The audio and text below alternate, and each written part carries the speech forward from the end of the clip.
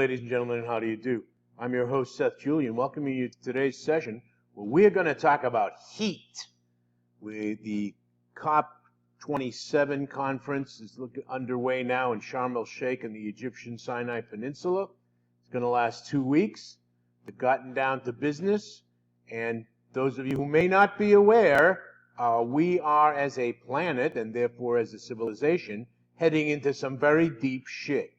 We haven't done anything, practically speaking, to lower temperatures yet. And the basic problem is economic, not surprisingly.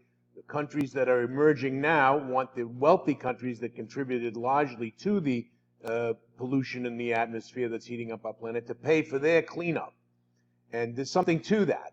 Of course, the Chinese typically are lagging, pretending to be an emerging country, and they'll probably want to be paid off too. But they're going to have to work out the details. In the meantime, not politicians, but being traders, we have to look at what opportunities exist, and they do exist. We're looking at a selection of green stocks here at the firm, and I want to point out some fabulous opportunities. All right, we're just going to take a quick scan. This is a daily chart of Buzzi.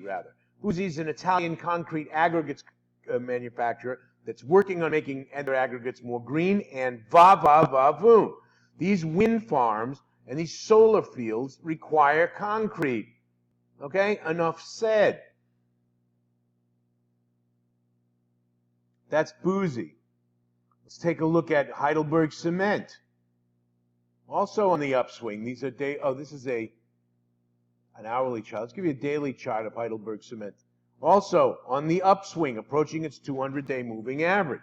These are all on extraordinary volume, I might add, all pointing to a continued upward trend. Lafarge, same thing. This is a daily of Lafarge, the same tracking pattern. You get the idea, they're above the 200-day moving average. Schneider, which is a giant French electrical firm that supplies commercial and residential properties, with all kinds of energy needs, up and away. So this trend is continuing, and it goes all over. It's just, I want to show you Nordex, of course.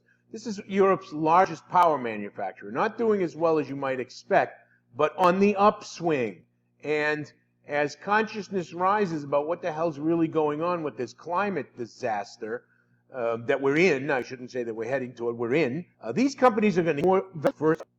That's a daily chart of First Solar. The last 2 days are off, but you get the idea. Tremendous volume.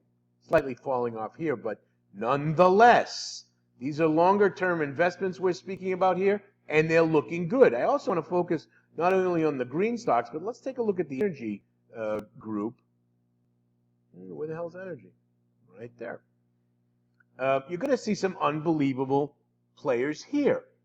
Marathon Oil, one of my favorites for a long time, up and away. Marathon is an interesting business. They recycle lubricants. Tesla's not doing anything, but it has its own trajectory. Repsol, giant Spanish energy firm, up and away. You see the pattern here, ladies and gentlemen. Of course, ExxonMobil and all the up and away. As the energy picture darkens, meaning that we're going to need more clean energy, but it's not coming online fast enough, these guys, BP London, these guys are cleaning up in the meantime. And they'll continue to clean up for the next 10 to 30 years. These are fine investments. Eni, the giant Italian energy firm. You get the idea? These are fabulous opportunities, and you shouldn't let them go by. So, ladies and gentlemen, with that, I'm your host, Seth Julian, wishing you all the ability to stay cool and trade with confidence. Bye-bye for now.